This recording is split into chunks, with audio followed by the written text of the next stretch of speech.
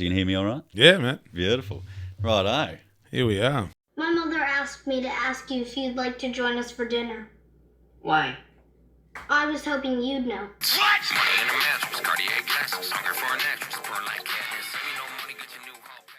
Right, I don't need that. So, if you chuck these on, Yep.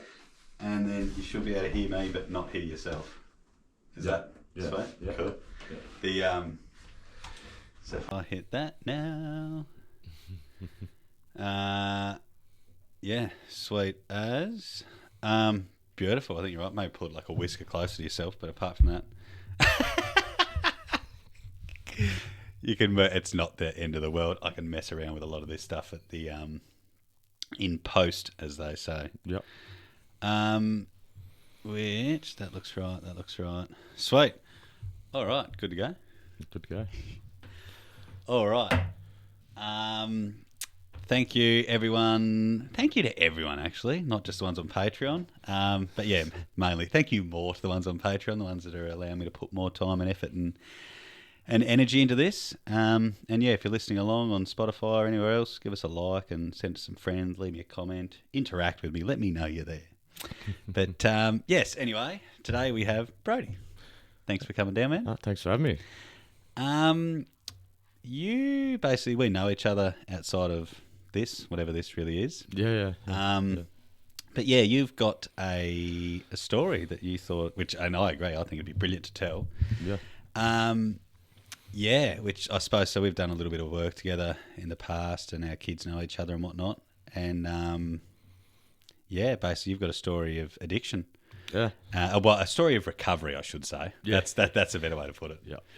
But yeah, do you want to sort of give it a bit of an intro, or what do you? Yeah, give it a bit of an intro. So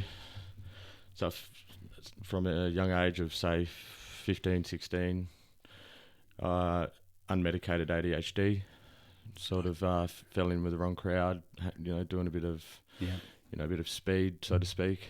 And you, so before all of that, how many siblings and stuff you got? So like, Okay, so I come from a split family. So on my dad's side, I have 7, and my mum's side, I've got 5. That's including me. So all up. Siblings? Yeah. Fuck. Yeah. So there's shout out to all of them. But yeah. Wow. Big family. That's a lot. Are you like? Do you talk sort of? Pretty much. Yeah. Yeah. Like there's. That's a lot. Like I don't, not on the daily, but like we all do speak. Yeah. Yeah. So That's crazy. yeah, it's insane. Yeah. So that would have been a lot, I assume. Yeah. For both each of your parents, like. Yeah, well, I actually didn't meet my father until I was 17. Like, it was always something that I wanted to do, but Mum was like sort of hesitant because he wasn't the greatest person, like criminal in and out of jail his whole life. Did you know who he was though? Only from what she's told me. Like, Yeah. And like, yeah. And No, but like I mean before that, like if he was walking down the street, would you have gone, oh, that's Dad, or you had No, okay. I wouldn't. I would have never. Like my first encounter with him that I remember, I was 5 years old. Actually, I was sitting in the car, and Mum comes to the car and goes, "Come in here. I want you to meet someone." I'm like, okay, no worries. So, walk into Centrelink of all places, and there's this man sitting in the chairs in the waiting room, and Mum goes, "This is your dad," and I'm like, what the hell is this? Like, okay, yeah, cool. Maybe younger than 5, but he's like, oh, hey boy, blah blah blah. And I was just gobsmacked. Like I just didn't really know what to do or what to say. So I just hey, just didn't. Yeah, I don't know what I'd do in that situation, being the age I'm at now, let alone at 5. Like, yeah, it was like a massive shock to the system. But and then he gave me a bit of money. And then and that was the last time I seen him until I was 17. But yeah, I probably wouldn't have met him if it wasn't for my younger sister Montana. She we were in constant contact probably from I'd say probably 2 years prior to meeting. Yep. And she reached out, and then Mum wasn't too keen on me meeting him just because of the type of person he is. And I got to the age of 17 and she's like, you're old enough to do what you want. If you want to go meet the man, then go for it. And I'm like, yeah, sure. So went and packed up, moved from WA to go meet him. And yeah, sort of hit off more as mates, not as father son. It'd be weird, coming in. Like my actual biological father, I don't have a great deal to do with either. Not that he was, not that I know of, like that criminally, like that way inclined and whatnot. But even so, like I saw him a few years ago. It'd be like probably 6 or 7 years ago, and like even just seeing him, then, and we talk a bit. I was like, it's the same thing. It's not that like father-son relationship. Yeah. It's like more like this type of thing. Yeah. You don't really know what to like. Are you going to like give me life advice, or are you going to? Yeah. It's fucking odd. Still to this day, I've never called him dad. Like, okay. I'd say like my old man. Like I'd never say my father, my dad, and I'd call him mate. Hey mate, like when I would want his attention, and like I just couldn't get it out. Like I couldn't put within myself. I just couldn't say, hey, Dad. Yeah. And then, but do you feel like you wanted to? At points, I thought maybe, but like I just didn't. I just couldn't do it. Couldn't. Yeah. It was just didn't feel right. Yeah, fair enough. And then so I was really close with my more so Montana and Shania because they were a little bit closer to my age. So they're obviously my sisters. And then I've got 2 younger brothers, which one's actually moving down. Well, not moving, but coming down on Thursday. From WA? No, so from Queensland. So he fell into a little bit of trouble as having our father as a role model. Fell into a little bit of trouble and just needs that guidance and that mentor before he falls into that vicious cycle, of which I happen to fall into. But so I feel obligated to help him. So for sure, man. Who wouldn't? Yeah. So school then, gotten a bit of school. What was school like for? Easy, hard? Loved sport. Yeah. Was pretty good at English when I could concentrate. Didn't like maths, but like overall, like I wish I could. Like if I had my time again, I'd do better. I think anyone would. Yeah. Were you in like strife a lot? Did you get in trouble? Oh yeah, absolutely. Yeah. Like I was always, if I wasn't suspended, I was like intern suspension. Yeah, all that sort of crap. And you started off saying before about ADHD. Yeah. Because I was the same. I took Ritalin from kinder till I finished my apprenticeship. Yep. But it seems to be a common thing, like people with ADHD, obviously, like things that you can fixate on, that you can lock in on, you nail. Yeah. And the same with like sport, like those physical activities, you just like you can go. Yeah, I sort of excelled at any sport that I did. Yeah. And but any schoolwork and all, I really, really did struggle. And Mum was like fully against medicating me. She's like, no, I'm not doing it. Yeah, wow. And then like my outlook on now was basically her sending me to school with no medication is like sending a kid to school with no glasses. That need glasses. Yeah. Like that's how I see it, because you're going to struggle. But have you taken medication since then, so you know what you was? I'm currently medicated. Oh yeah, okay, yeah. So I've been medicated now for going on 2 years, yep. which has completely changed my life. Like I couldn't string a conversation together without it. Yeah, I'd be bouncing off the walls. Like it's weird. I went the other way. Like took it from kindergarten till I finished my apprenticeship, and then after that, the doctors, it's up to you, do what you want. And I don't know. I don't know why, but I didn't take it and struggled for a long time. And now I don't know. I wouldn't say I've trained myself, but like I'm more. I suppose I've adapted. I've learned to live without it, sort of thing. And I wouldn't go back to taking it. But I mean, it's taken a hell of a long time to get there. Yeah, and I had like how many years that is, of taking 15, 16 years of taking it, sort of thing. Yeah. But I often describe it to people. When I was younger, people would say, does it actually make a difference? And, like I'm a diesel mechanic by trade, so my mates would ask me, and I'd say, well, if I didn't have it, my boss goes, service that truck, then I hadn't taken it, so I have to think, all right, I need like a spanner, and then the oil's going to come out, so I need like a can to catch like the oil, and I need this and that. I'd have to like actively think. Whereas if I did take it, go service that truck, it'd just happen. Yeah, I'm the same. Yeah, It's it's a good way to describe it, I think. Yeah, but absolutely. it's you don't have to force yourself to think. I think it's just stuff that comes very normal to other people. Yeah, You have to push yourself to do, sort of thing. yeah. But it's the same. It's one of those things. It's like you struggle to focus on things that other people want you to that you don't want to. Yeah. And you can't. But then if it's something weird, like say for example, taking the lid off that drink bottle, if you like lock into that, no one can stop you. No, Like you're that's right. just like, just in the zone. So it's a blessing and a curse in some ways, I guess. But I always found like if someone, like even if I had every intention of doing something, say cleaning the house or whatever, and my partner would say clean the house, I'd be like, no, I'm not doing that because you've told me to do that now. But even though I had every intention of doing it, like I was just like I always rebelled. It's got to be your idea. Yeah, it's got to be my idea.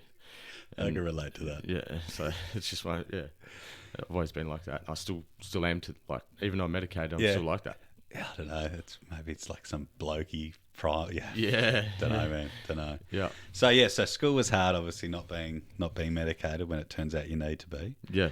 And then started messing around with ecstasy and speed and stuff. What, like 15 sort of thing? Anywhere between 15 and 16, mid 16s maybe. Like What's that? It's grade 9. Grade 9. Grade so 8. I finished. So I was in grade 10. So I was. No, so I would have been 16 because I didn't do college. So I just the year after high school. Yeah. So And started messing about with party drugs, I suppose. yes, pretty much. Like, and I think I sort of the feeling of speed being a stimulant, which is essentially ADHD meds is a stimulant. Yeah. I was like, oh shit, this is actually doing something for me. And and then it went to like more of a recreational to then a little bit of a dependency, like, and then I'd just get away from it. Just like I never ever got addicted back then. Like, but And then, so started messing around with that sort of stuff. You like, what about I suppose the depressive drug, like weed and stuff like that? Did you ever? No. Didn't take your fancy? No, like just my mate, like a lot of my mates did. So like I'd try and fit in. I'd have like a bong, and then I'd be written off for the rest of the day. Like it just didn't sit well with me. Like, or I'd be paranoid sitting in the corner, like just rocking back and forwards. But anything like weed and all that sort of stuff, I really didn't really fancy. It's strange how like people that are hyperactive, essentially, you give them stimulants and it calms them down. Before I went into rehab. And I mean, I was a drinker. That was my main thing. But the doctor was like, "Oh, anything else?" I was like, "Oh, like cocaine, stuff like that." Yeah. And he's like, "All right." And he asked me, he's like, "Oh, have you ever been like diagnosed with ADHD?" And I was just like, "Oh yeah, man, I took Ritalin, all these years." He's like, He's like, "And these times that you've used cocaine, what have you noticed?" I was like, "Well, everyone else would be like, they're partying. Nothing. I want to go to bed." Oh well, I'm just like, I just like would retreat into my head and just like, and he was like, "Yeah, dude." He was like, "You've been self-medicating the stuff." And I was like, "Of course." Yeah. But it's fucking strange how all that works. Yeah. But anyway, so I started dabbling around with amphetamine uppers, I suppose. Yeah. And then I suppose things started to get worse significantly. Yeah. So I met a girl. It's always a girl. Met a girl. Knocked her up at 17. We lost our baby. So he would have been 15 now. But I won't speak too much into that. But once I lost him, I just went like spiraled downhill like crazy. Few of the boys like that I was hanging out with, which like I didn't like. I'd heard about ice, but I didn't like. No one called it ice. I remember when that was like this. It's fucking everywhere now. Yeah. But it's back then. It was like this new. Yeah. It was hardly spoken of. It was And, I was always told like ice is just gonna it fries your brain, does this, does that, and I was in WA and everyone called it crack.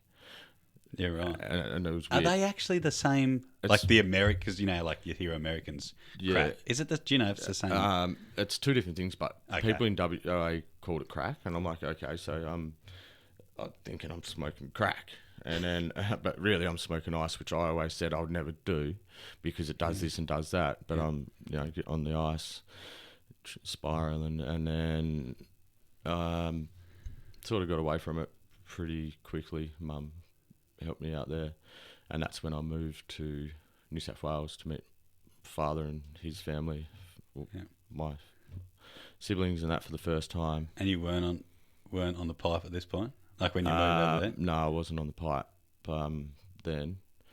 So initially I went over for a holiday, and then there was a big job. This is where I got introduced into civil construction. So there was a big job from Albury up to a place called Holbrook on the highway to Sydney. And then sort of learnt that my dad was an addict before. This is when I moved there, after I got the job offer and all that sort of stuff. And then he the great father, gives me some ice. Yeah, no shit. Yeah, no shit. Yeah, and he's like, "Oh yeah, have this." And I'm like, this was on my 18th birthday actually. Went all night, partied all night, ended up at one of the bikies clubhouses, hanging out with bikies, just doing, all that sort of crap. And then just sort of fell into it with my old man. Yes, essentially, pretty much. Like, well, there'd be a whole, there's that every child, and even coming to that age like 18, if your parents doing something, it's generally okay. It's if they're doing it, it's all right, and especially if your dad's giving it to you. Yeah. Well, I knew it was wrong, but like. Yeah, but there's things that are like wrong and things that are like wrong. You know what I mean? Like there's things that I can't think of anything off the top of my hand, but like they're probably wrong essentially that I've seen my parents do. Yeah. But the fact that you see them do it, it's like, well, maybe it's not that wrong. Yeah, exactly. It's that. Yeah. But so I was doing a bit of that with him, and then I met another girl. Turns out she was a massive dealer of it. So sort of like I was trying to work and do that and, all the rest of it. I was a functioning addict, essentially, until I fell deeper and deeper, and then just gave work away and was sort of a bit of an entrepreneur, so to speak, helping her out. What, dealing ice? Yeah, at the age of 18. I was more so driving around, just doing drop-offs and stuff like that, like regrettably, but and then moved up to Cairns, where Mum was for a little bit, to try, because she wanted to get me clean. That was I was about 19 then. Had your mum ever mucked around with that sort of stuff that you know of? Not to my knowledge. Yeah. Okay. Like Mum was always like she was kind of pretty much a single mum. Like I had a stepdad, but he wasn't like an active stepdad. Like he was just like he had a lot of mental health issues and stuff like that. So Mum basically did everything, provided for the whole family, including him. Yeah, wow. Like she was a carer, and moved up there to her. It lasted 3 weeks. Wanted to go back to the girl. Yeah. That ended badly. And then stayed on it pretty heavy for a little bit, and then whole family decided to pack up, move to Coffs Harbour for another job. Did really well actually. That was in end of 2013. Stayed off it till playing footy, working. Started off it till I moved back to Tassie, which was for a holiday pretty much. Like I moved back. I was only coming back for a holiday, and then was going back for a job. But then I met my daughter Harlow's mum, Jules, and decided to stay. Things were going great. that was in 2014. Grand final day 2015, I think it was. Ran into an old acquaintance, which I knew was bad news, but being young and dumb, I suppose, sort of hanging out with him. Didn't know he was on meth. Just thought he was just dabbling and all that with ecstasy pills and stuff like that. Didn't have his license, and so he'd be like, "Oh, I'll pay you, whatever, drive me around, do some drops or whatever and stuff like that." Until one day he's like, "Oh, I've got a bit of a gap between drop-offs, come back to my house." I'm like, "Oh, yeah." Looking at the time, I was like, "Oh, yeah, I've got a little bit of time to kill." And then he pulls out a pipe. And I'm like, "Fuck, what do I do here?" Yeah. Like I was, every part of me wanted to just get up and walk away. Yeah. And but I didn't want to be rude, so and because I told him I'd drive him. And then he's like, "You want one?" I'm like, "No, I've got a bit of history, blah blah blah." And he's like, "Nah, one won't hurt." I was like, "Man," I said no. Yeah. And then it was, "Come on, like just have one." Like, and it went off for probably half an hour. I was like, "Dude, like how many times do I have to say no? And what is going to take you to leave me alone? Yeah. Like, do I have to get up and walk away?" Or he goes, "I'll leave you alone if you have one." I'm like, fuck. Like, all right, one. I guess maybe one won't hurt. Had the one and then didn't leave for 3 days. Yeah. And it just spiraled from there. But I mean, it would have been hard to say that. Not that I ever tried meth or ice or like any of that stuff, but it'd be hard. Oh, sorry, there'd be people that'd no doubt be listening. They'd be like, just where's your self control? Just say no, but I've heard of how bad it is. But not only that, I mean, this person's essentially like paying you, like that's your form of income to be around this person, to drive them around and stuff. Yeah. You can't, like, if you just get up and leave, then you walk. You got no money. Yeah. So the thing, I actually was working. Yeah. Like I had a pretty good job as a leading hand, actually. That was with a larger company. I just won't speak. I won't say who, but leading hand. And yeah, like looking back, I should have just walked away because I didn't need that sense of income, like that little bit. Like would have been good money, But like looking back, it's like, fuck, I wish I just walked away. Like I didn't, because that little bit of money cost me everything.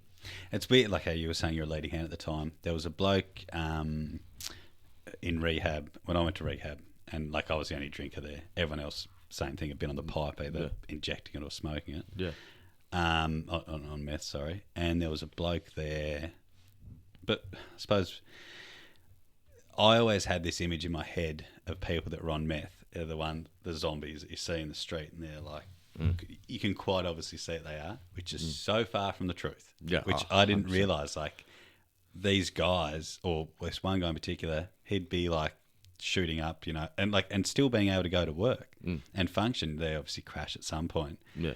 But to the point where, like, a lot of people wouldn't know. Unless like, you've been there, you would probably be able to pick it. Yeah, yeah.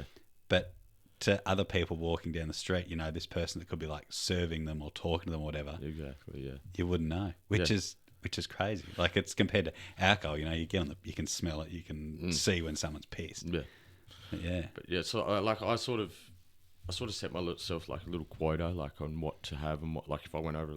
So I just to sort of do it, like, so I was basically self-medicating. Yeah, literally. I was, that's what I put it down to. Like, I was self-medicating, and I would do my little bit in the morning, a little bit at lunchtime, and it just get me through the day, and then I was good. And then, like, I was like, oh shit, like, I've been doing this for so long. Like, if I stop now, I'm just going to withdraw. I'm going to be like shit. So I had to keep doing it. And then, it just went on forever, like, until I sort of had, like, lost my cool, and I ended up pretty much telling them to jam it at the time. The guys you were working for? Yeah, told them to jam it, and left, and then it just went downhill, like, even further, but So how long were you, I suppose, living a normal life while using for? How long, like? So 2015 till so we'll say normal life. So 2015 until 2019 without. Yeah, wow. So Yeah. 4 years of Yeah. working and Yeah.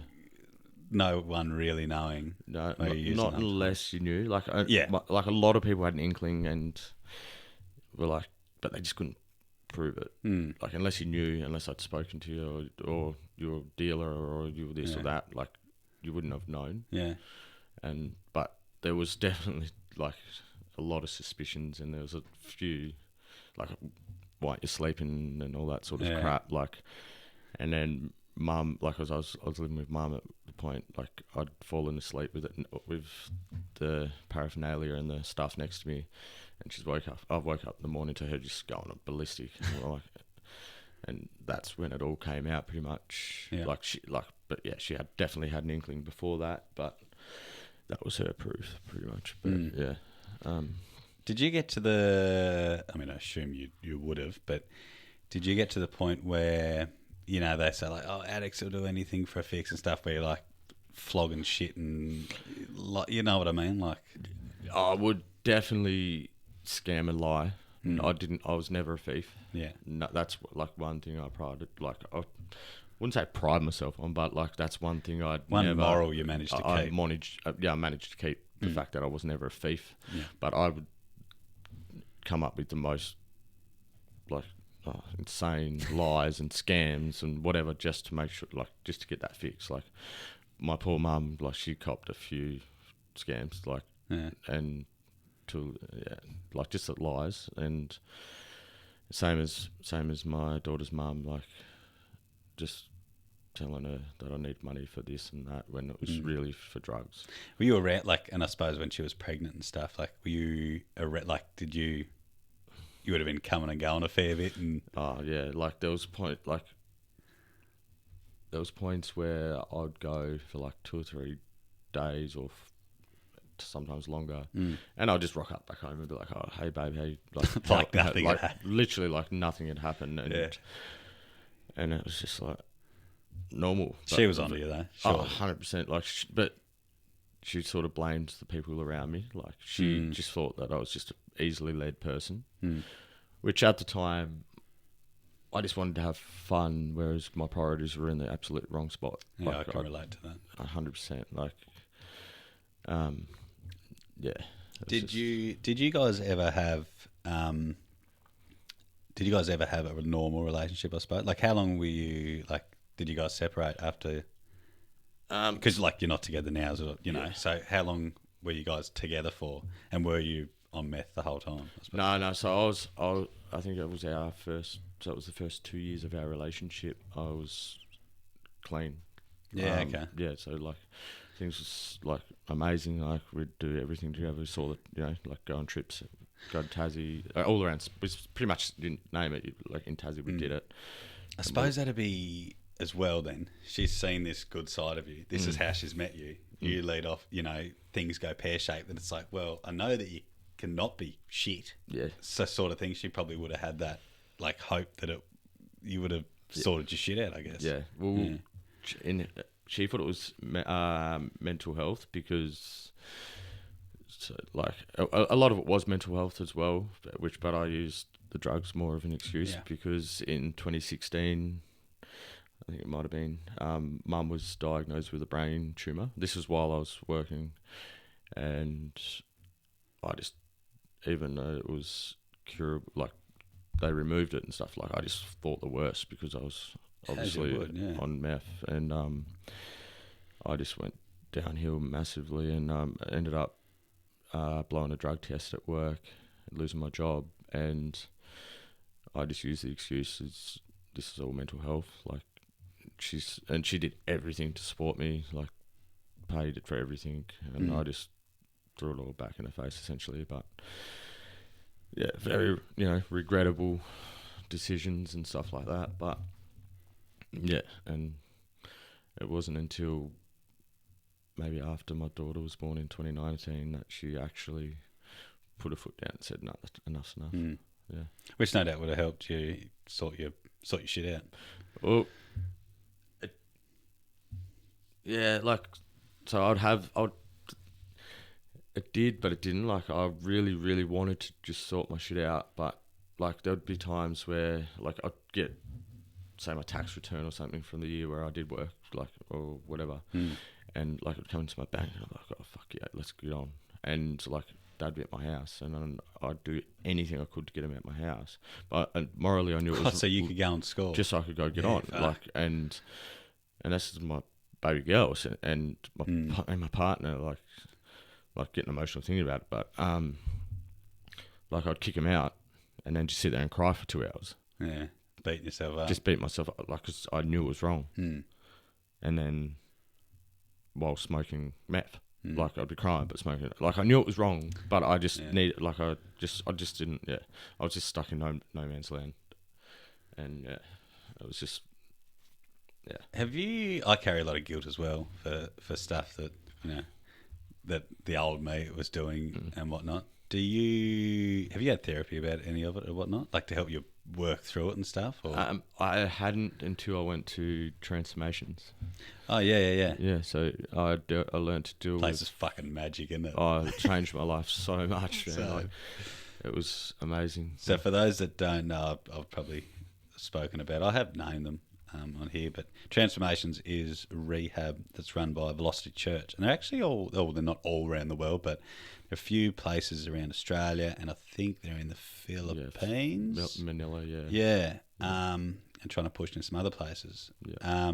But yeah, places wicked. Yeah. Found God through them. Like, I was the same, eh? never, like not full blown, like, devoted Christian, but like, I live by their values 100% every day. Like, That's how it starts. yeah. Like, I was going to church every day. Yeah. But, work and family life and all that gets in the way and stuff like that. But I still.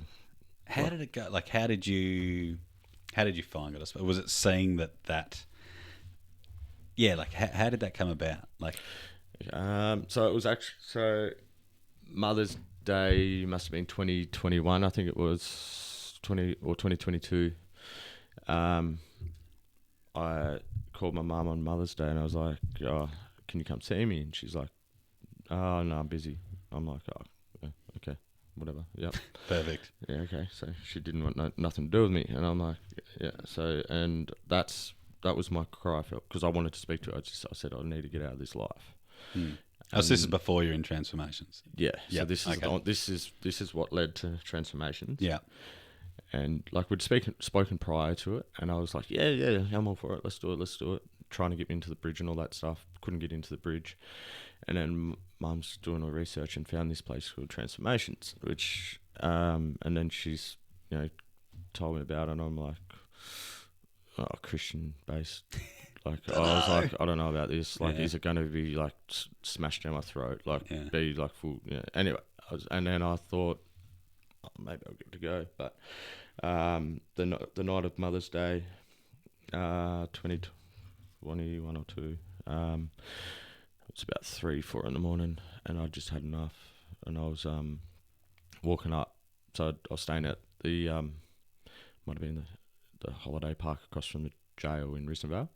Oh yeah. I was staying there, like, because I was just some, like, at Drifting. points I was just squatting. I was squatting in like houses. I was hotel to hotel, and I was just like, I just can't do this anymore. Like, I was just a shell of a person, and I was walking up the highway, the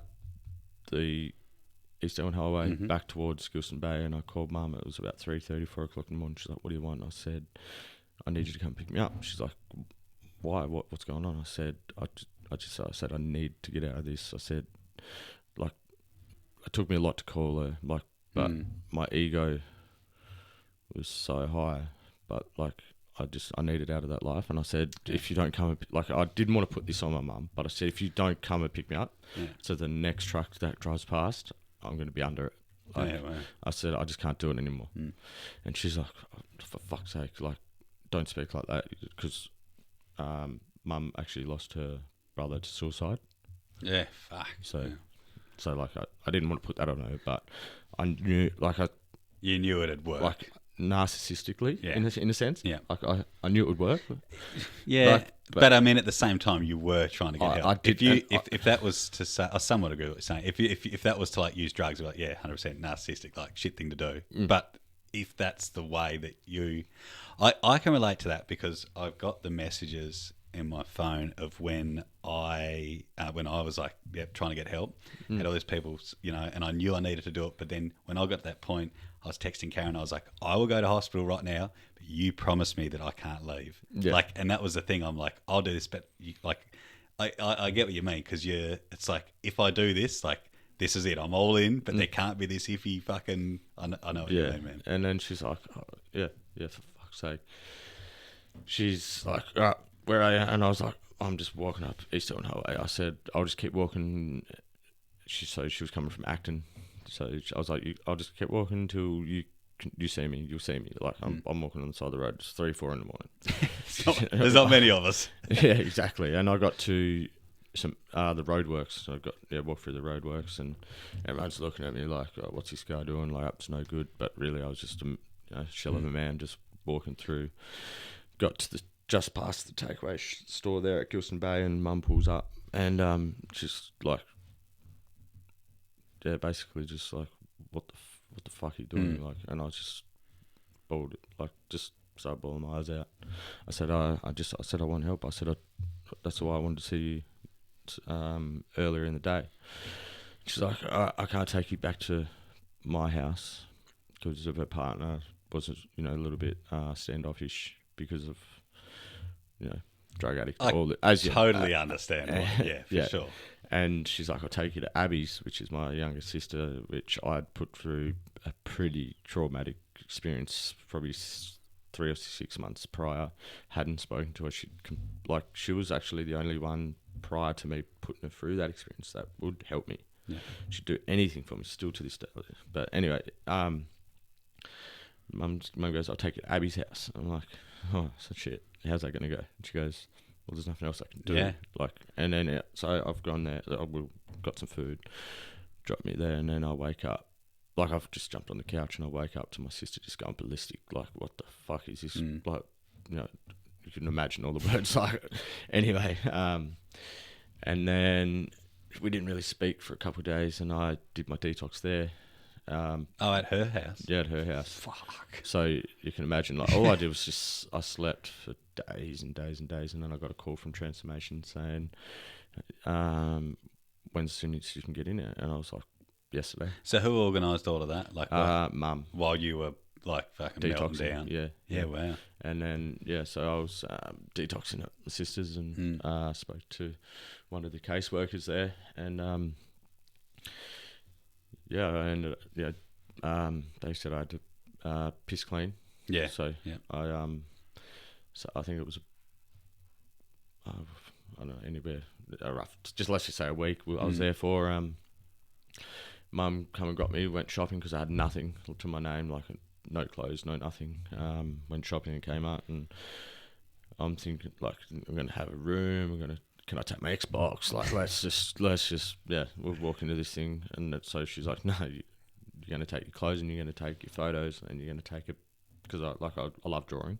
Yeah, really? I've always been I pick that. I've always loved drawing. Like Have you designed any of your tattoos? Getting a bit off topic here, but yeah, most of them. Yeah. Yeah, wow. Yeah, anyway, sorry, we'll yeah. that later. Yeah. And I've designed a lot. Like in addition, like I bought tattoo guns and was actually tattooing a lot of people. And perfect, fucking tattoos from a fucking someone on the pipe. The thing is, I took being clean, and I made sure like I was so pedantic. Like I know it all, just use disposable stuff, all that. Like, so I did it all right. Anyway, so you're getting set up to go to Transformations. Yeah, go to Transformations. Walk in there and meet Nathan. Oh yeah, Nathan's, and I'm like, oh, this guy's a bit strange, and he's just like, all right. And then another fella. Was Big Dave there when you were there? Oh, he's a weapon. What a fucking man! I love that guy. Cool. Yeah, he was there. He was my caseworker. Yeah. So I had a few court dates here and there, but and he'd be the one to take it to me. He'd be like, "Oh, just keep it on the hush, but we'll go have coffee, go have something to eat." Yeah. It's just Anyway, so he helped me a lot. Like, came to every court date and spoke to prosecution judge and told him how well I was doing, because I don't know if they did resident of the month while you were there. Yeah. Yeah, I won that like 4 or 5 months in a row. Nice. And like, because I really embraced, like, I walked in there with such an open mind on just getting the best result I could possibly get. Yeah. And if that meant taking on this whole Christianity thing, that's what I'm going to do. That took me. So that's interesting. So I was the same, but it took me a bit to get there. Yeah. I went there, and because like for the first however long, you've got the grace period where it's you don't have to worry about. There's an awareness sitting over there actually, which I've still got a few at home as well. As you were talking, I was like, "Fuck, there's an awareness over there." That's right. But yeah, like so you don't get the awarenesses and stuff, and you just get warnings, and the rules don't really apply. Well, the serious rules they apply to you, but the other ones, like they don't really apply to you. Yeah, you like leaving a light on. No. That's all good. But I and doing like the soaps. And the daily feelings. Yeah. So didn't have to do them in the first, whatever it was, week or two. But I was into it. And the guy was like, "You don't have to do this." And I was like, "Yeah, but I am." Yeah, same as me. Like and writing out the rules. There's like 100, there's a lot. Like 160 or 360. There's a shit ton. Yeah. And I pumped all them out in like a couple of days. Yeah, I was the same, yeah. But anyway. I think it was the one where you have the chart in front of you and you got to say, "Oh, I'm feeling this, and this is the reason," and blah blah blah. Like everyone's like, "Oh, you don't have to do this." This was on my first night, and I'm like, "I'm going to give it a crack." Yeah, we're here. I'm going to because so there's a chart basically. You got an A4 bit of paper in you, and it sort of breaks down your feelings. So it's got like it might be like happy, sad, upset, anxious, but then underneath those headings there would be like say a dozen more specific feelings of underlining. Which makes you help understand the way you're feeling better. And then it's fucking clever. I mean, the whole thing's clever, but that was really good. But so you don't have to do that stuff. You can sort of observe, but you obviously I just took it head on. Like I just I'm here now. Like I want to get the most I can as quick as I can. Yeah. And everyone's like, "No, you're right. Just sit back." And I'm like, "No, well, I'm here," and I suffered anxiety so bad my whole life, and one of the things was like I want to try and, like I said to you, I said I want to try and get comfortable being uncomfortable. Yeah, like that's been my biggest goal for the last 4 years, essentially, even longer. I think that's everyone's goal, man. And even so, like when you first sat down here, like when you were like you're like fucking tense and which is, I mean, that's totally normal. I mean, this is uncomfortable shit to talk about, and especially because like all you can hear is my voice in them, and we're talking about shit that you're not proud, that mess you up. Exactly, yeah. And like, there's a lot of people out there that. So before I spoke to you about coming on board and doing this thing, like, there's a lot of people, especially my partner's family, that don't know my past, and like I'm sort of worried that they're going to judge me for it. I don't think anyone in their right can sit like if all of this sort of finished last week, probably, But considering you're like so the whole drug thing, I've always been careful, never referenced like I've gone to rehab for alcohol and that sort of stuff. Never once on here or anything that have I said that I used drugs or whatever until like just then. That was the first time. But it's one of those things. Like, I mean, as time goes on, you become more okay with it, and then the conversations that you have around it all. And I still remember the first time that you come down to my house because you did a bit of work for me. So you came down and I gave you some cash, and and I can't even remember how it came up. I can't remember, but I'd said something about transformations, and you were like you looked at me and I was like, "What?" And you're like, "Oh, dude, I went there too." And I was like, "Really?" And you're like, "Oh, but I don't tell any," like almost as in like, don't say anything. Yeah. But and I was like, "Yeah, man, that's sick." But I mean, who would have thought then that we'd be doing this now? Yeah, I'd never would have thought it. Like,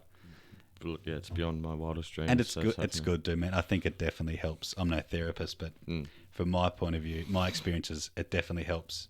Talking about it will help you and obviously other people and whatnot. Yeah. So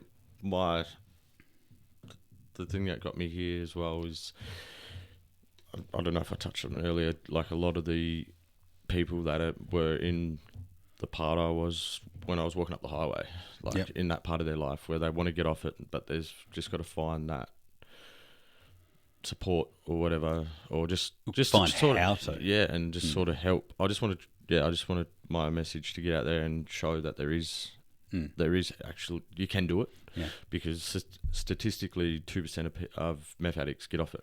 Because I looked that up before you got it. I think it was 5, but it's even so it's gone up. It's fucking tiny, which is good. Yeah, I want to be a part of the rise of that. So it's relapse rate. It's estimated that 88% to 92% of individuals will relapse at least once in their recovery efforts. Early recovery, only about 1 out of 2 users will stay clean for the first 3 months. For the first 3 months after trying to stop. Yeah. And without formal treatment, only 1 in 9 users, approximately 11%, successfully stay sober for the first 3 months. Yeah. A 2010 study found that roughly 13 to 14% of users remained abstinent 3 to 5 years after treatment, which is all insane. That is tiny, man. Dave said the same. I mean, I was a drinker, but I think mine was like 80% or something. Same thing.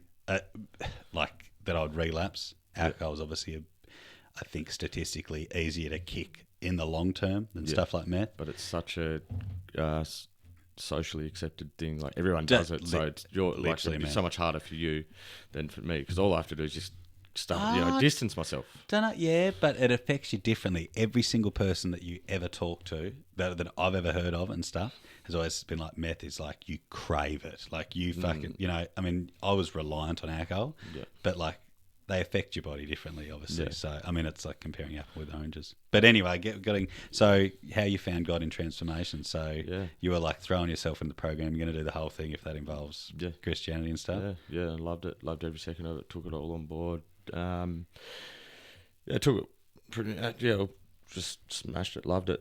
Got baptised. Me, actually. In transformation? My mum and my brother all got baptised. Oh, that's so cool. On stage on a Sunday. So I actually got mum followed my lead, and my brother's like, yeah, let's do this. Let's that's just all wicked, and yes, and that was so special to me as well. Like it was crazy. Yeah. And then like my first experience with God is that, so I hadn't seen Harlow since Christmas the year before I went to rehab. Yeah. And so essentially, so it was 9 months I hadn't seen her, and then of all days on Father's Day, like, so every day I prayed, I just want to see my daughter. I just want to, like, I miss her so much. I just want to show her that I love her and that I'm not a piece of shit. Yeah. And I went shopping with Mum at Eastlands, and was just outside Chemist Warehouse, and I hear my name. I'm like, what's that? Someone calling out? And I look around, and there's Jules, Harlow's mum, and Harlow. I said, calling out to me. I'm like, that's weird. Like, and I was like, okay. So then I've gone over there, and I actually spent the rest of the day with them, and like I feel like that's my first real interaction with God. Him like, showing me that, because of what the work I've done, and being Father's Day, he's put us in each other's path, and then from there it's just been like, we're in, like me and Jules are now gone from her hating my guts, like there's probably still a little bit of resentment. Like I was going to say, kind of nothing against you, but I kind of understand that a little bit. I don't blame her. Like I'll do anything for her and would love her forgiveness, but I also don't expect her forgiveness, for sure, because of what I put her through. Yeah. But seeing Harlow for the first time in 9 months on Father's Day, just like that, just made me so much more determined. Yeah. Just to kick this, like, because you're still in because they let you out of essentially the program every now and then. Like as you move up, you get more freedom. So I think I might have been stage 1 or 2 at that point. Yeah.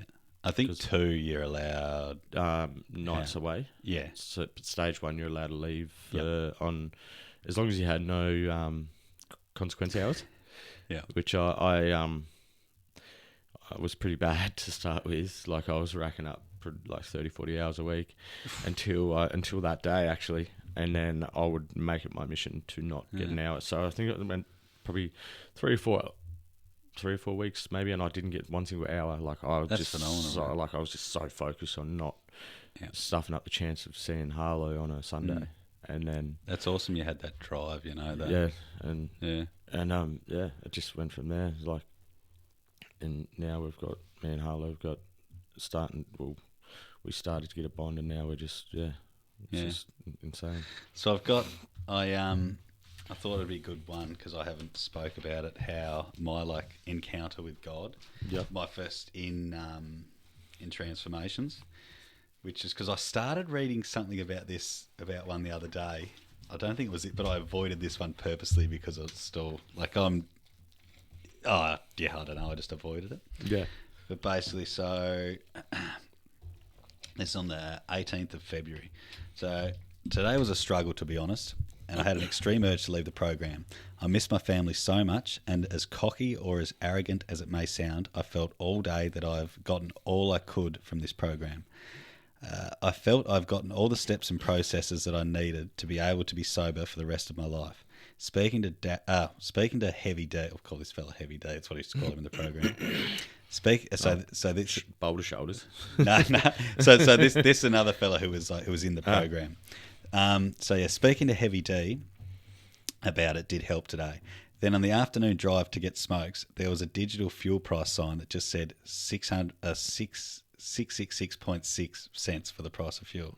Was this a sign from God that it was the devil trying to push me to leave? We had church today where I was prayed for and felt really, really nice and resonated well with me and hit home.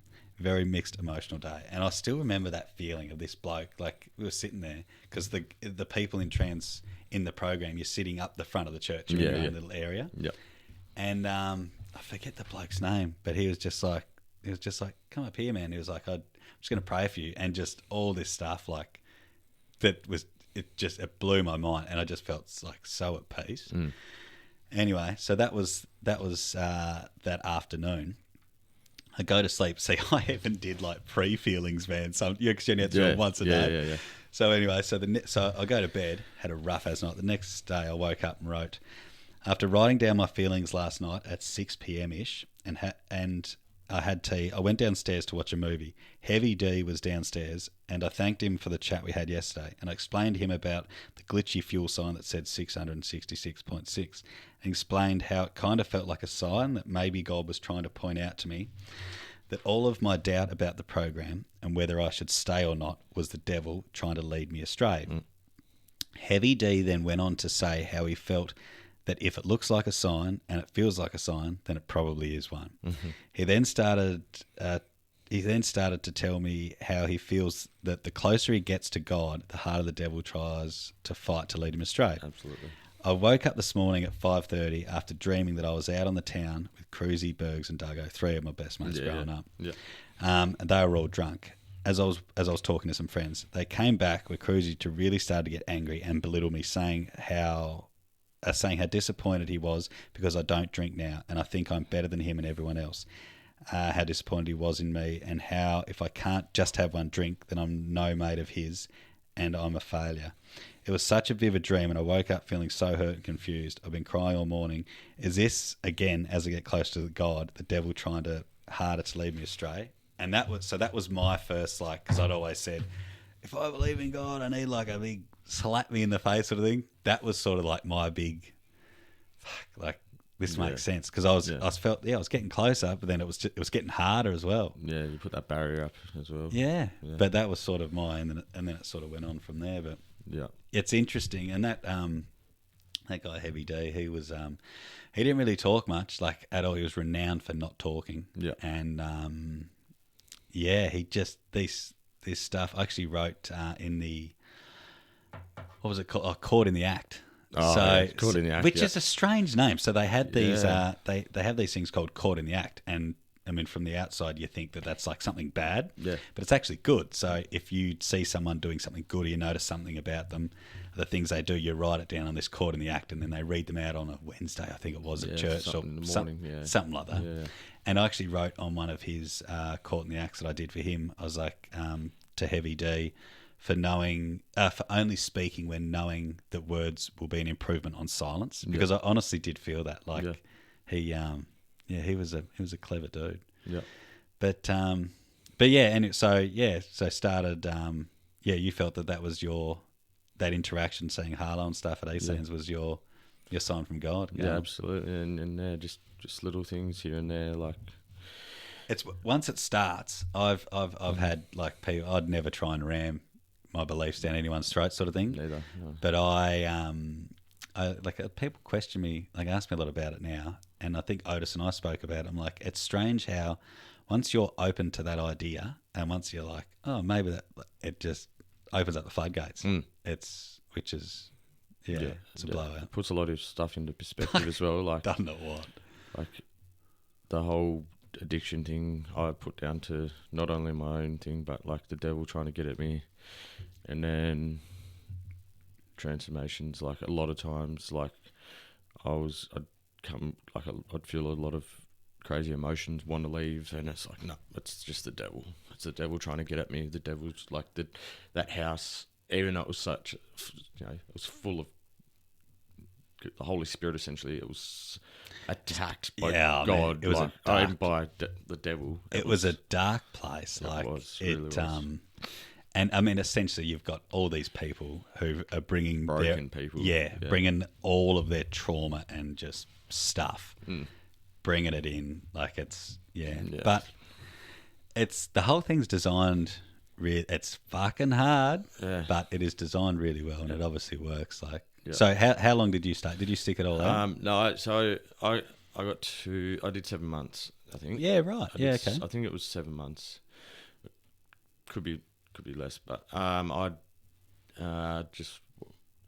was after dinner. I was just sitting there. I was like, I think it's my time. Had you felt like the urge, like leading up to it, sort of thing, or? No, it was like I knew, like I had it in my mind. I was like, no, I'm never going to touch this shit again. Yeah. I was like, this is me. Like, I know I've got what I needed from this program, but I didn't want to leave. I wanted to stick it out and become a resident leader. I wanted to help everyone else, but then I also wanted to get on with my life. Yeah. And as cool as it would have been to be able to help those people, but I didn't. I just I felt like I needed to just move on. There's other I mean, you're obviously a father and stuff, and that's not to say that. I mean, this is a good way, of helping people. Yeah, for sure. I mean, that's not to say that door hasn't completely closed. Absolutely. It's but you obviously had responsibilities outside of stuff. So yeah, 7 months. Okay. So I think I was only because I got not kicked out, but like I was put on. So I was demoted. Staged or demoted or something. Yeah, okay. Because I had a bit of a blow up with one of the might have been resident lead. One of the RLs. I just went off my head and just said the wrong things. But so I was demoted back. So I was at stage 1 at that time, and then they put me back to what do they call it? What's the first one? I can't remember. Yeah. But when you first come off in the street. Yeah. So I went back. Then I was there on that for 4 weeks. Got back up there to stage 2. I was a couple of weeks off stage 3. And I just felt different. And I called my mum crying. I was like, can you come get me? And she's like, why? What's going on? I said, I don't want to be here anymore. I said, I've got what I needed from the program. And she's like, no, I'm not going to get you. And I was like, please, like I said, I promise, like it's nothing about drugs. I said, I'm done. Like I know, I feel within myself. I'm confident within myself that I can do this. I can get on with life. Like at that time, I was 28. I'm now 32. So, and obviously haven't touched it since. So, a couple of weeks off, 4 years clean now. Yeah, wicked. And she's like, all right. I trust you. I'll come and get you, but you got one chance. Mm. And I said, you won't regret it. And then I went to bed at Mum's place, and I was laying in bed. And I was It's weird that I mean, not that I don't want to compare it to jail. The jail would be pretty horrific. yeah, But it's the closest that I've ever come. I've never been to jail. yeah, man. That first night, man, when you're like back in a bed and you're not in this. Yeah, You know, you can walk outside if you want. You can. yeah. It's an interesting feeling, isn't it? It's crazy. Yeah, and I was laying in bed. I was like, started again. The devil, I feel, was in my head, and I was like, did I do the right decision? Started crying. I was like, fuck, I think I fucked up. And then I was like, but if I go back, I have to start again because I've left. Mm. So I said, no, I'm just going to do whatever I can to do the right thing. Like to move on with my life. Ended up just spent the whole day next day with my pop. Took me everywhere, like drove me everywhere to try and find a job, and I actually landed one that day and started the very next day just doing demo. Doing demo work, and then I still because it wasn't really for me. Like it was work, it was great, but not what you wanted to be doing long term. Yeah, and then a couple of my mates from rehab, they were at the Zinc Works near Star. I was like, I might try and give them a go. Like, sounds like good money there, 4 on 4 off. How good. Jumped on board there. Well, I called them up and used the boys as a reference, and then I had an interview. Passed a drug test, which outside of transformations was such a massive achievement for me because of I never ever thought I'd pass another drug test in my life. Yeah, there was not it just came back clean. I was like, it's such a good feeling. The first time, so I got pulled over and put on the breatho. I think I can't remember, maybe 6 months, between 6 and 12 months out of being out, and I'd been waiting because up until that. You literally do. You plan your whole I won't drive between these hours because if I get put on the lick stick or put on the bag or I'll blow it. And then to almost wait it to happen. And I filmed it, man. These coppers pulled over. Oh yeah, we need a breath test. I was like, fucking oath, man. I was like, I'm gonna film it. This dude's I think I imagine the first thing when it come to his head, he was like, this cunt's on drugs. Get the lick stick out. Yeah, too, yeah. But I was just like, oh man, I was like, I'm so happy. I was a raging alcohol. I went to rehab and all this stuff. I was like, I've been waiting, and this dude was just like, okay, just blow into this then. Yeah. And it come up zeros. And fuck, man, I was so it is such a good feeling, That was amazing, yeah. Yeah. And then I did a couple of years there. Ended up leaving there. And then tragically lost my best mate, Jordan, who I'd been mates with since I was 5 or 6 years old. And no matter where life took us, whether he was doing really great, I was doing really shit, vice versa. So he was also did a little bit of that, every now and then. Yeah.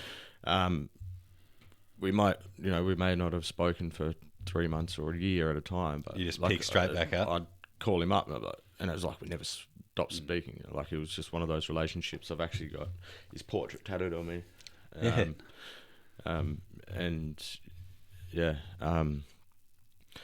Tragically lost him in just over 2 years ago now. Or 2 years ago on the 13th of April.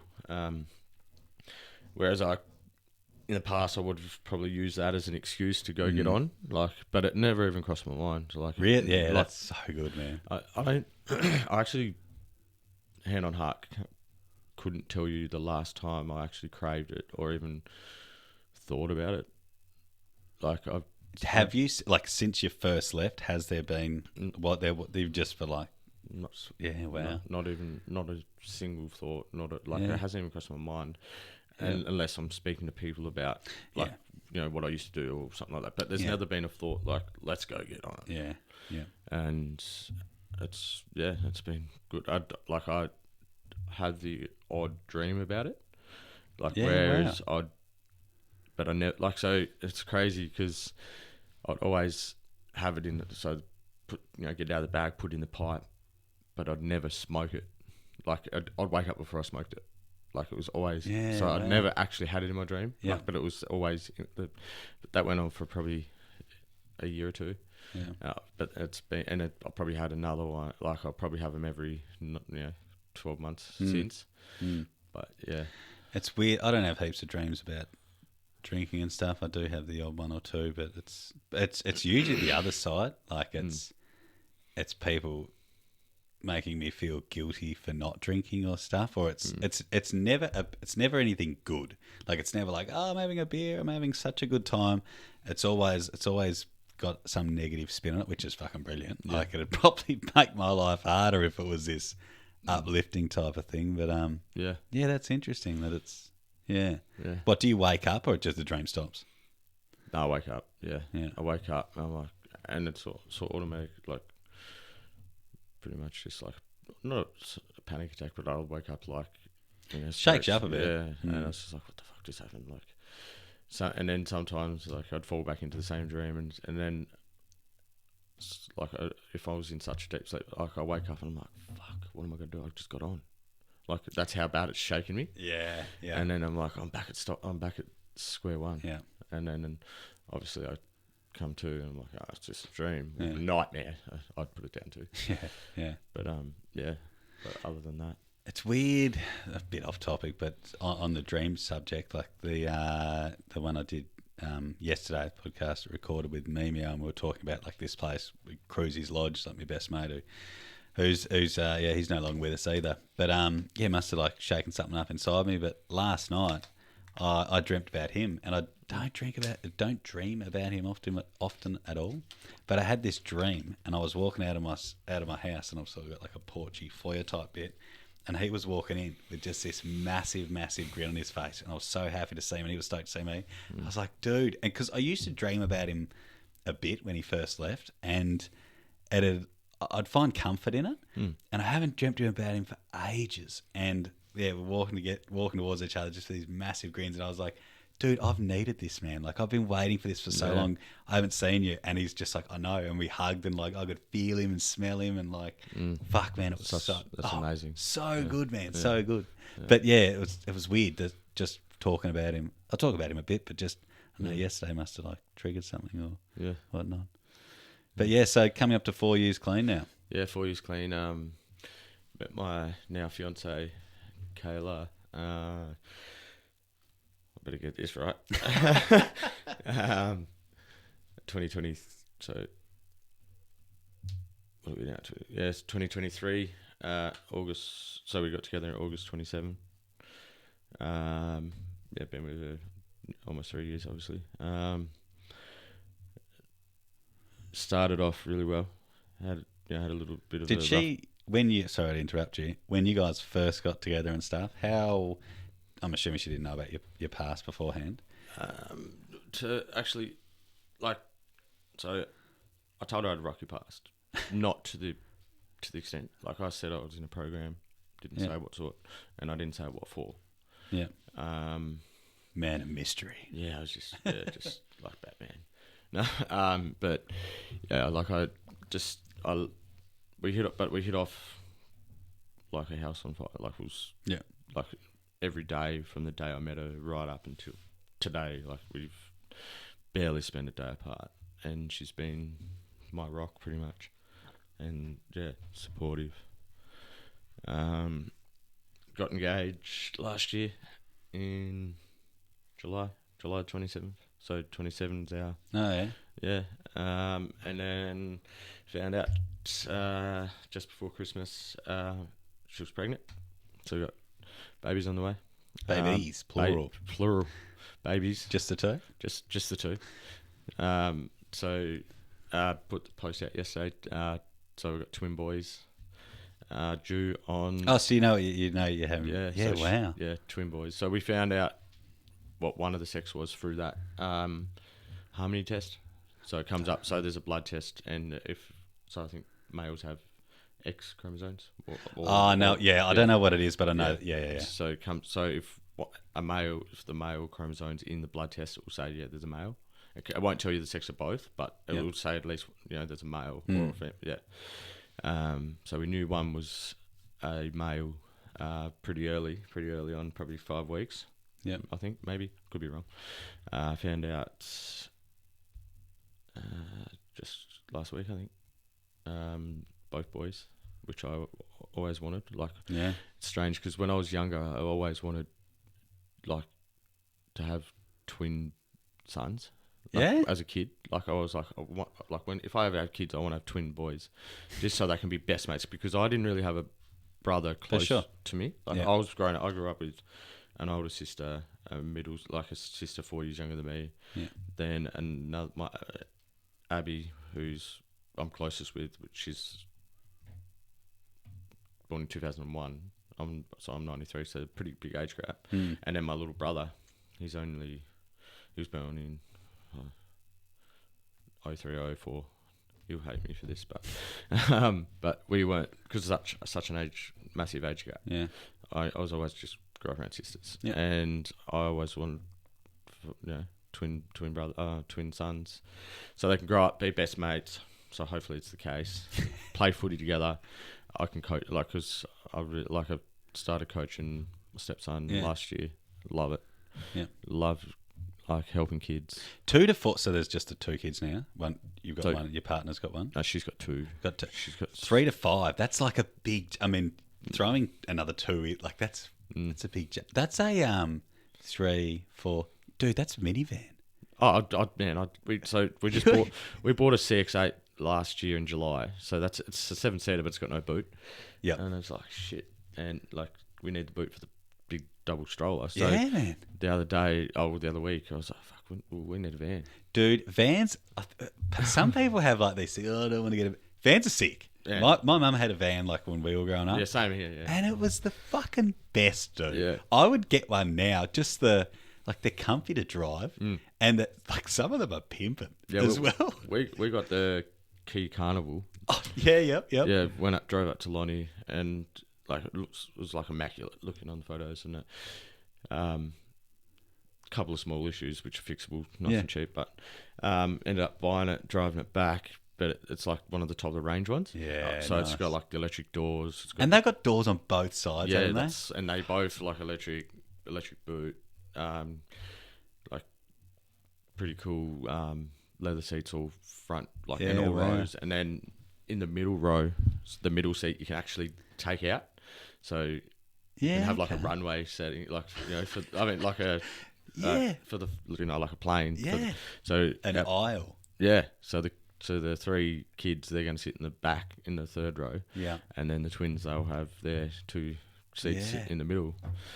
That's so cool. Yeah. Vans are sick, man. Yeah, it's gangster. Yeah. I love it. Yeah, 3 to 5. That's going to be a big jump. Are the other kids? Are they ready? To be. I think so. Maxie, the boy, so he's just turned 10. He's wanted a brother forever, so he's pumped. He's ready as. Yeah. But Harlow and Molly, so Harlow, it's gonna take her a while because she's an own child, so it's going to be hard for jealousy kind of thing to set in, because she's already gets jealous with Kayla's daughter. They're the same age, so it just clashes. So when we found out we're having twins, it's like, fuck, I hope they're not girls. Well, we've got 2 girls that is same age, and then we're going to have 2 more, and then godsend that we've got 2 boys. Yeah.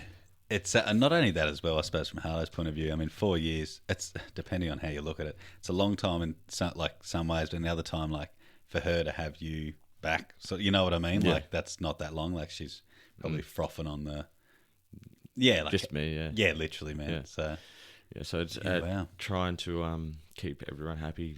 Like I'm close with Maxie's dad.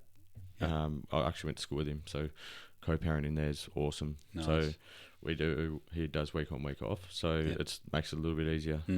Molly's dad's not in the picture. We'll just leave it at that. But so, and then Harlow is such a mummy's girl. She doesn't like to stay so much. Yeah. So I'm only really getting her just when I can. Yeah. Hopefully that's going to change. So we won't always have 5. So there's going to be most of the time it's going to be 3. So you should have more then after. Is that what you're saying? You should. Definitely not. No. Yeah. No, like that's hard. Like Miller follows me everywhere. Yeah. Like but Sadie's the same. She'd much rather do. Yeah, she's very Chantel orientated. Sort of thing, which is fine. It sucks sometimes, but Yeah, I've always wanted Daddy's little princess. Yeah, like Willow's a lot like that. She hangs out with me as much, but it's just different kids are all different. I mean, you probably even find that your twins will be a different dynamic again. Yeah, one might be her, one Yeah. one might be for me. I like it. Either way, I'm gonna love them to death and do sure, what man. be the best father I can be. Yeah, And I was like, I just want to prove myself that I can do it. And like, I know it's so unfair on Harlow. Like, I've got so much guilt because of what I didn't do for Harlow, but I want that time again to be able to do it for these. I think to T-Man, my eldest, he turned 18 the other like a week ago, 2 weeks ago, or something. Yeah. And I was only thinking about it the other day, going back. Like, I don't have as many photos of him as I do the other kids, but I mean, the technology changes. Yeah. I didn't. Yeah. But then also like him and I are thick as thieves. Thick as thieves, tight as they come. And we, like, this room that we're in, it was just me and him. We'd come down here, we'd stay at the farm on the weekend, we'd go motorbike riding, shooting and stuff. And we'd just, like, have a mattress in here, we'd just crash out. He'd be, like, from the age of him, like, 3 to 7, we'd do that every weekend.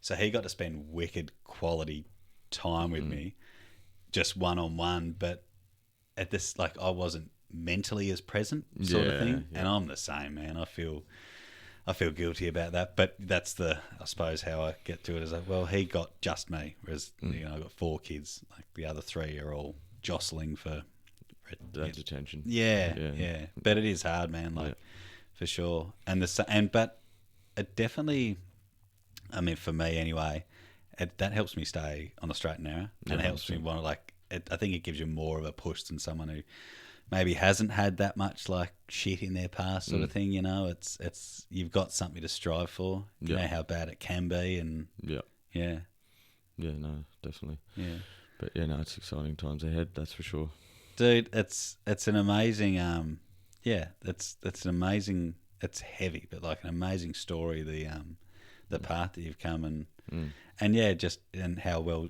you're doing now. Like you definitely are, you seem settled, like, and like some people you see that have come out of rehab and that are off substances and whatever, and you can just see that, like, I don't like to judge people and stuff, but you can just tell, you're just like, fuck, I hope you're going to be all right. Like they don't seem, but you seem good. It's good, man. Yeah, no, I feel good. Yeah. Do you reckon? As you said, life's busy and all of that, but you were saying earlier that you would have liked to stay in transformations to sort of give back. Do you see that happening in the future for you? I mean, this is obviously a start of it, but like you'd like to do like something to help.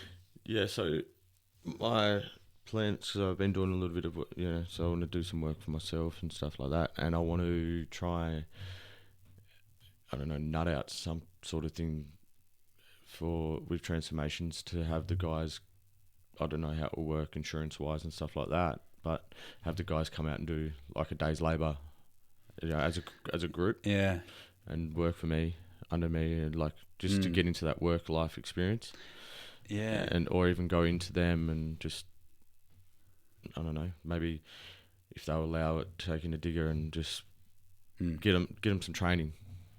Yeah, just something like that. So if they want to pursue civil or something like that, like even if it's 1 day a week, like, and just show them that I'm living proof that it can be done, and that just stick to your plan, and you can do whatever you want. A bloke who I used to work with was before I went to transformations. Actually, he had an awesome idea. This is before rehab was even like on my mind. I was just living my best life. But he had this idea of going to places like rehab and whatnot, and the same with troubled youths, and doing things like building a shed. He had this whole grand plan.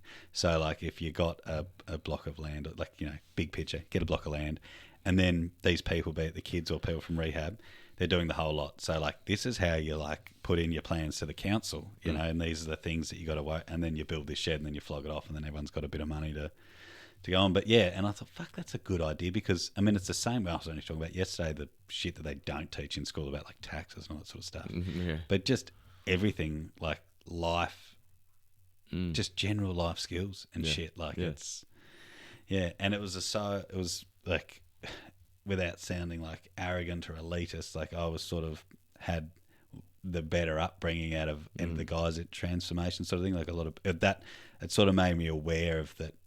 You know, as I say, not everyone's starting from the same starting block. Absolutely. And then having like addictions and stuff only makes it worse and puts you further behind. So I definitely think there's some merit in that. It's definitely something to nut out. It's yeah.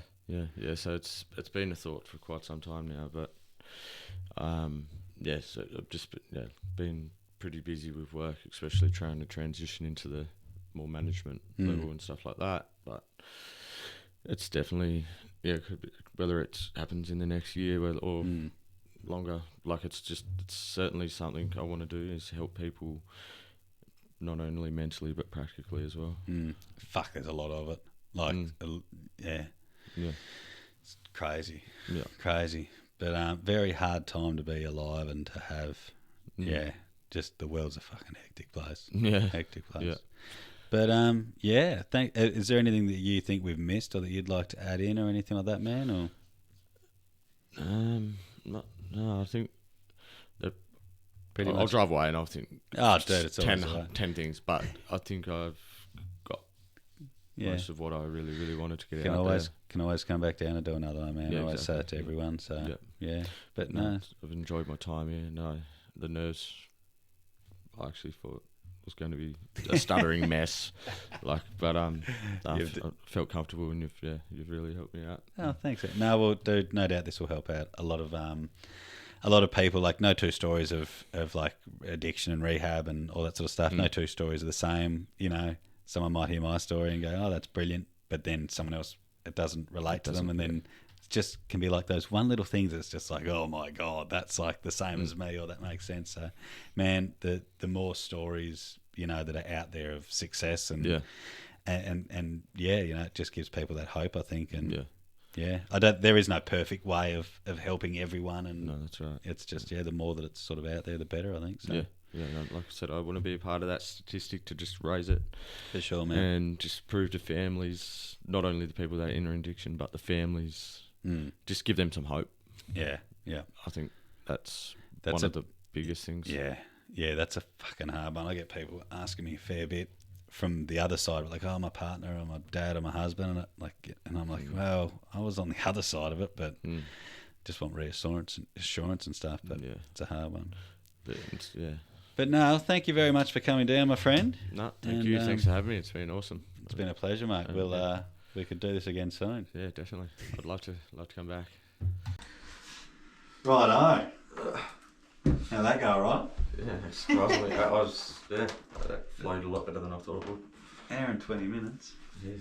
I'll save this. I get paranoid that it's going to fucking disappear straight away.